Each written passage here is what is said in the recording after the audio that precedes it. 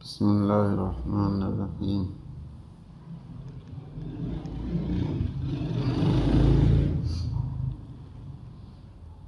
یہ بیان چل رہا تھا بھائی، فائدہ جب ہوتا ہے جب گندی عادتیں اور گناہ ختم ہو جائیں۔ عادتوں اور گناہوں کے ساتھ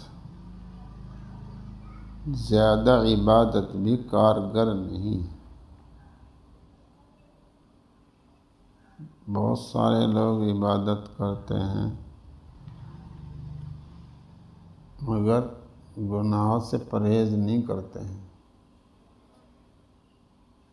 اب دیکھو طلبہ رات دن لگے رہتے ہیں، کتنی بڑی عبادت ہے۔ پورے سال 24 گھنٹے عبادت نہیں ہے، اس سے بڑی عبادت کیا ہوگی؟ لیکن وہ احتیاط نہیں کرتے، اس لیے اصلاح نہیں ہوتی۔ مولانا مسیح اللہ خان صاحب رحمۃ اللہ علیہ ادھر فارغ ہو گئے، ادھر خلافت مل گئی۔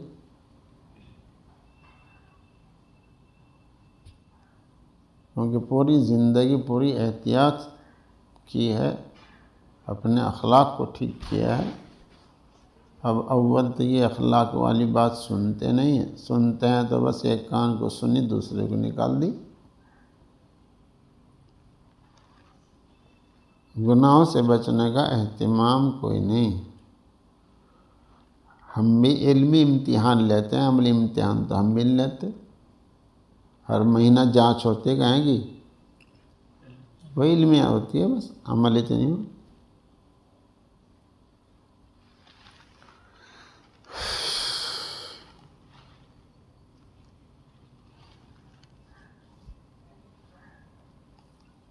تو اتنی بڑی عبادت کون کر سکتا ہے؟ کوئی بھی نہیں کر سکتا۔ جتنی بڑی عبادت ان طلبا کی کوئی بھی نہیں کر سکتا، لیکن وہ احتیاط نہیں کرتے ہیں، بس جیسے ہوتے ہیں ایسے ہی بالکل خراب ہو جاتے ہیں۔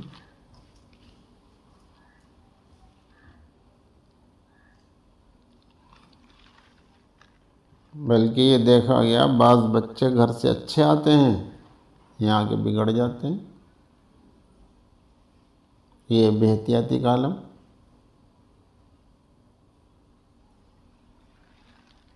بار بار کہا جائے بھائی بات نہ کرو، بات نہ کرو، بڑا موبائل نہ رکھو، مگر سنتا کون ہے؟ بھائی اپنے کام سے کام رکھو، بھائی اپنی نظر کی حفاظت کرو، زبان کی حفاظت کرو، جس کام میں لگا اس میں لگے رہو، بھائی سنتوں کا اہتمام کرو، فرائض سے پہلے کی سنتیں بعد کی سنتیں ان کا پورا اہتمام کرو۔ راستے میں اپنے گھر جا کر، لیکن وہ بے احتیاطی کرتے ہیں۔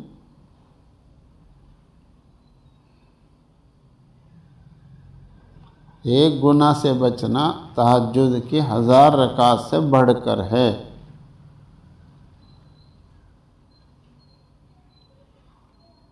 ہمارے یہاں بہت سارے طلبہ تہجد بھی پڑھتے ہیں۔ ایک گناہ سے بچنا تہجد کی 1000 رکعات سے بڑھ کر ہے، اس کو نہیں سوچتے ہیں۔ بس لاپرواہی، لاابالی، اس لیے یہ ساری عبادت کارگر نہیں ہو رہی ہے۔ ورنہ ان سے بڑا ولی کون ہے؟ الا ان اولیاء اللہ لا خوف علیہم ولا هم يحزنون۔ کون ولی ہے؟ الذین آمنوا وکانوا یتقون۔ مومن متقی تو ولی، اور ولی کون ہے؟ مومن متقی۔ اللہ تعالیٰ خود فرما رہے الذین آمنوا وکانوا یتقون۔ مومن متقی یہی تو ولی، اور ولی کون ہے؟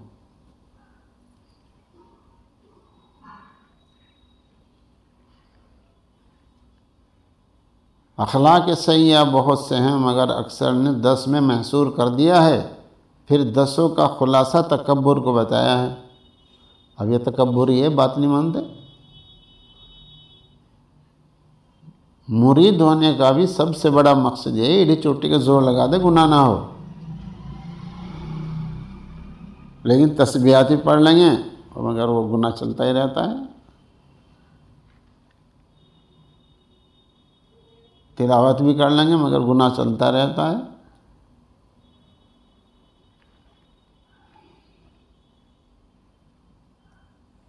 اول تو بیت ہونے کے بعد آنا جانا کوئی نہیں، بس حضرت ثانی رحمۃ اللہ نے فرمایا اطلاع اور اتباع، کیا کر رہے ہیں اس کی اطلاع دینا، جو کچھ نہیں ہو رہا اس کی اطلاع دینا، کس گناہ سے نہیں بچا جا رہا اس کو بتانا، اس کا علاج معلوم کرنا، کچھ بھی نہیں۔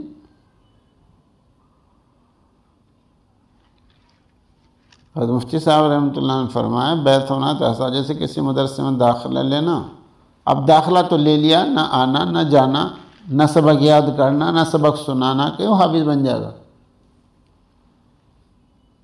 تو اسی طرح مرید ہونے سے کیا ہو جائے گا؟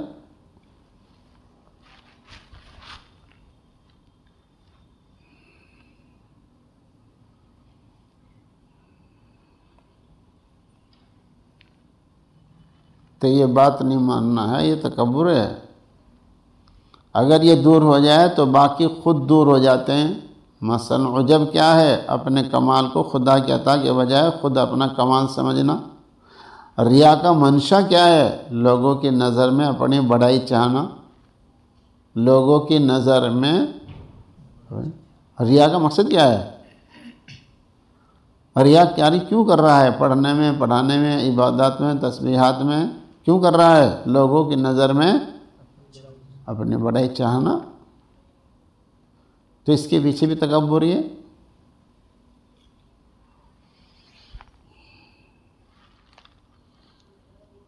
حب جا کیا ہے؟ لوگوں کی تسخیر، ان سے اپنی تعظیم کا چاہنا، سارے لوگ میری تعظیم کریں، مجھے بڑا مانے، یہی تو حب جا۔ حب جا کا مطلب یہی ہے، یہی بڑائی ہے۔ سب کی جڑ یہ تکبر ہے، حب جا،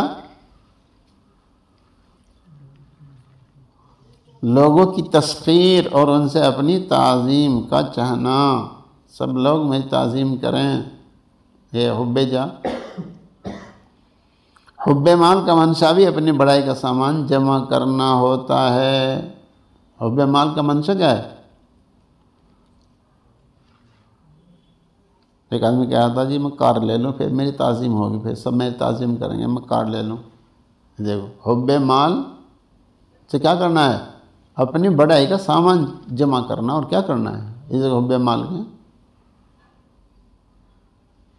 حب مال کا منشا بھی اپنی بڑائی کا سامان جمع کرنا ہوتا ہے۔ اور نفع کی باتیں بھی اکثر اپنی شان ہی کے لیے کی جاتی ہیں، اپنی شان ہی کے لیے کی جاتی ہیں۔ نفع کی بات بھی، اور واہ کیا کہنا، لچھے دار تقریب بغیر آگ کے دھواں اٹھا دیا، کیا بہترین شعلہ بیاں، شیر پنجاب۔ آدمی نہیں ہے وہ، کیا ہے وہ شیر ہے، درندہ ہے۔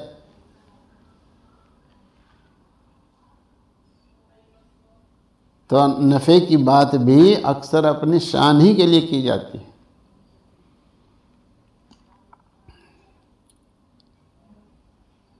کانپور میں رہتے ہوئے ثانی رحمۃ اللہ نے اپنے استاد کو بلایا تو ان کا بیان ہو رہا تھا، وہ بڑا جیسا منشا تھا، جیسا موقع تھا، جیسا محنت تھا، جیسے حالات تھے اس کے مطابق بڑھیا بیان چل پڑا، ایک دم بند کر دیا۔ کسی نے کہا حضرت یہ تو وقت ہی تھا بیان کا، آج جان جاتے یہ لوگ کہ دیوبندی جو ہیں صرف منقولی نہیں ہے، معقولی بھی ہیں، چل جائے گا انہیں پتہ آج۔ کہاں مجھے بھی خیال یہی آیا تھا، لیکن یہ تو اپنے لیے ہو جائے گا، اللہ کے لیے نہیں ہونے کا، جب یہ بند کر دیا۔ تو نفع کی باتیں بھی اکثر اپنی شان ہی کے لیے کی جاتی ہیں۔ لوگ واہ واہ کریں، جی واہ کیا کہنا، کیا بہترین تفسیر کی ہے، کیا بہترین بیان کیا ہے، ہلا دی آج تو یہ منشا، یہ کیا ہے؟ اس کے پیچھے تکبر گھسا ہوا ہے۔ اور تکبر کیا ہے؟ حرام۔ یہ دیکھو ہماری تو رگ رگ میں گناہ گھسا ہوا ہے، رگ رگ میں، پڑھنے میں کیا، پڑھانے میں کیا، تقریروں میں کیا، اور ہمیں احساس نہیں کہ یہ تکبر ہو رہا ہے۔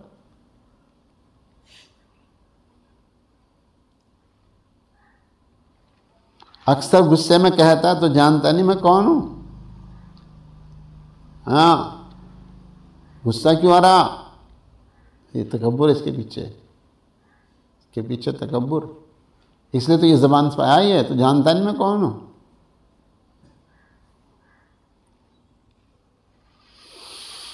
اس لیے جب کسی سے اپنے کو چھوٹا سمجھتا ہو تو اس پر غصہ نہیں ہوتا، اگر غصے کا اظہار نہیں ہو سکتا ہے اور بدلہ لینے کا موقع نہیں ملتا تو اس سے دل میں بغض اور حسد پیدا ہو جاتا ہے۔ بدلہ لینے کا موقع نہ ملا تو پھر وہ کینہ کی شکل اختیار کر لا، بغض کی شکل اختیار کر لیتا ہے۔ اس طرح حرص، جھوٹ، بخل، طمع، لالچ، غیبت اور خوشامد وغیرہ سب کی وجہ کبر ہی ہوتی ہے۔ یہ بہت خطرناک چیز ہے جو اندر میں بیٹھا ہوا ہے، بعض کو تو پتہ بھی نہیں چلتا ہے، وہ سمجھتا میں متواضع ہوں، ہوتا ہے متکبر۔ یہ بھوت سب سے بعد میں نکلتا ہے،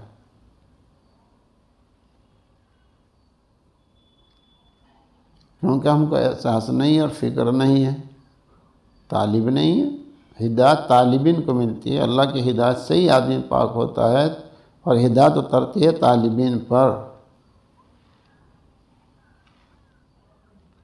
اور جب طلب ہی نہ ہو اندر میں تو ہدایت کیسے اترے؟ یہاں بعض کھیلنا بیٹھا ہو، سن نہیں رہا، وہ کھیلنا بیٹھا ہو، بعض طلب ہی نہیں ہے۔ جب طلب نہ ہو تو پھر کیسے ہدایت ہوتا ہے؟ ہدایت تو طالبین کے لیے، معاندین کے لیے نہیں۔ اللہ مجھے بھی تمہیں توفیق عطا فرمائے۔ اچھا چلو، اور قرات کی سنت یاد کر کے لاؤ جلدی سے۔